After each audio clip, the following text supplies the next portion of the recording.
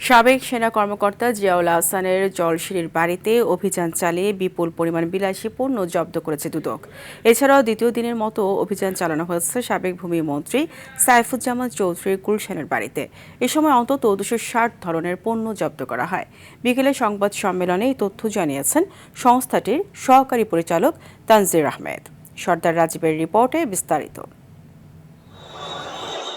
সাবেক সেনা কর্মকর্তা জিয়াউল আহসানের বিরুদ্ধে উত্থাপিত মানবতাবিরোধী অপরাধের অভিযোগের পর থেকেই নড়েচড়ে বসেছে সরকার। তদন্তে উঠে আসছে গুম খুন সহ তার বিপুল পরিমাণ অবৈধ সম্পদ অর্জনের তথ্য।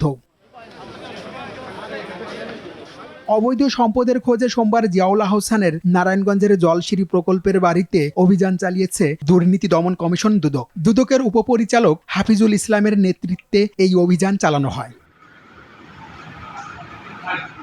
অভিযানে আর্থিক অসঙ্গতির প্রমাণ সহ বিপুল পরিমাণ পোশাক পাওয়ার তথ্য জানিয়েছে দুদক। সাবেক মেজর জেনারেল জিয়াউল আহসান ওনার সম্পত্তি ক্রোপ এবং অবরুদ্ধ করা হয়। এর ভিতরে কিছু সম্পত্তি আছে যেগুলো প্রধান নির্বাহী প্রকৌশলী গণপূর্ত বিভাগের সঠিক নিয়ন্ত্রণ ব্যবস্থাপনা তদারকি এবং রক্ষণাবেক্ষণের জন্য রিসিভার নিয়োগ করা হয়। এদিকে ক্ষমতাচ্যুত আওয়ামী লীগ সরকারের সাবেক ভূমিমন্ত্রী সাইফুজ্জামান চৌধুরী জাবেদের গুলশানের ফ্ল্যাটে দ্বিতীয় দিনের মতো অভিযান চালিয়েছে দুদকের আরেকটি টিম। এ সময় দামি পোশাক সহ বিপুল পরিমাণ বিলাসবহুল পণ্যও জব্দ করা হয়। ইনভেন্টরি যে লিস্টটা আছে, অর্থাৎ সকল সরঞ্জামাদি ব্যবহার্য জিনিসপত্র যা যা থাকে সবকিছুই তারা ওখানে সম্পন্ন করেছেন। এগুলো সম্পদ ব্যবস্থাপনা ইউনিটের পরিচালক ওনাকে রিসিভার হিসাবে যেহেতু নিয়োগ করেছে ওনাকে বুঝিয়ে দিয়েছে।